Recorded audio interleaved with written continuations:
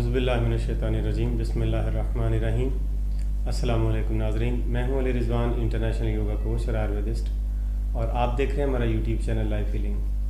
नाज़रीन, आज हम इस वीडियो में बात करेंगे कि जिस्म के मुख्तलिफ़ अवारिज़ होते हैं, जो मुख्तलिफ़ ज़रूरतें होती हैं जिस्म की, उनको हम रोकते हैं। मसलन जैसे एक छींक है, इस वीडियो में हम छींक पर बात करेंगे और अगली वीडियोज़ में हम मुख्तलिफ़ और चीज़ों पर बात करेंगे।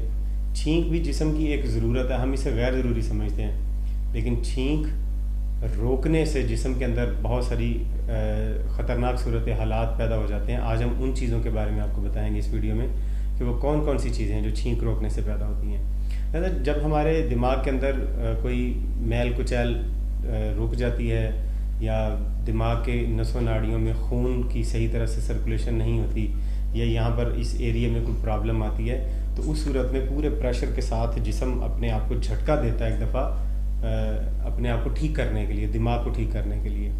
उसका नाम छींक है।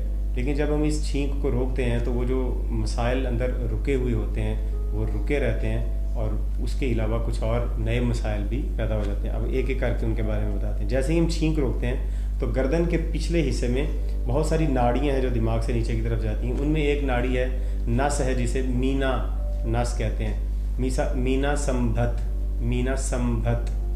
तो ये नस रुक जाती है या इसमें शदीद किस्म का दर्द होता है। दूसरी वजह जो है कि सर में शदीद किस्म का दर्द होता है छींक रोकने से, या आधे सर का दर्द होता है। अब दोनों ही हो सकते हैं, पूरे सर का दर्द भी हो सकता है या आधे सर का दर्द भी हो सकता है। तीसरी वजह जो है वो लकवा हो सकता है, क्योंकि यही वो एरिया है जो छींक मारने से खुल जाता है और तमाम नसें नाड़ियाँ सही तरह से काम करने लगती हैं। लेकिन जब हम छींक रोक लेते हैं तो फिर कुछ ना कुछ नाड़ियाँ या नसें सही तरह से काम नहीं करती और उसकी वजह से एक साइड का या दोनों साइड का या किसी हिस्से का लकवा हो जाता है जिस्म का।